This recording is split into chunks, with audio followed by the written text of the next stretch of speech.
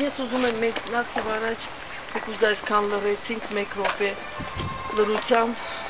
նշենք մեր անմեղ զոհերի հիշատակը։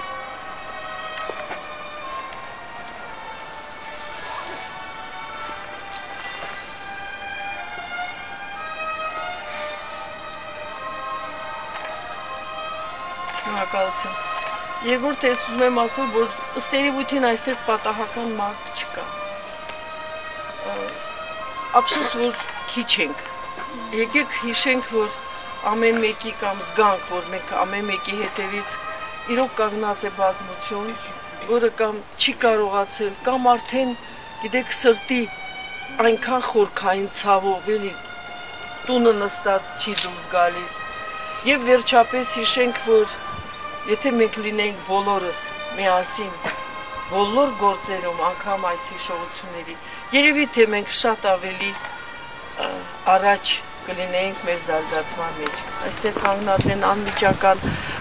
հարազատները, այն դաժանաբար սպանված Մելքումյանների, Ավանեսյանների, այլ մարդկանց, Լոլայի եւ այլն, ես չեմ ուզում հիմա մեկ առ մեկ հիշատակեմ, բայց տեսնենք, որ դրա հետ միասին դուք ձեր մեջ ուժ գաք մի նոր տեղ եւ այդտեղ կարողանաք ապրել։ Ես շնորհակալ եմ բոլոր այստեղ գտնվող երեխաներից, երիտասարդներից, որոնք կամ շատ փոքր են եղել, կամ եղել են 5, 6, 7 տարեկան եւ պետք է ասեմ, որ հիշում են այն, ինչ տեղի է ունեցել։ Եվս մեկ անգամ այսօր հստակեցնենք, որ պետք է անենք ամեն ինչ, որ դա չկրկնվի։ Նախ եւ առաջ հիշողության մեջ մենք չկորցնենք զգոնությունը։ Պետք չէ հավատալ այն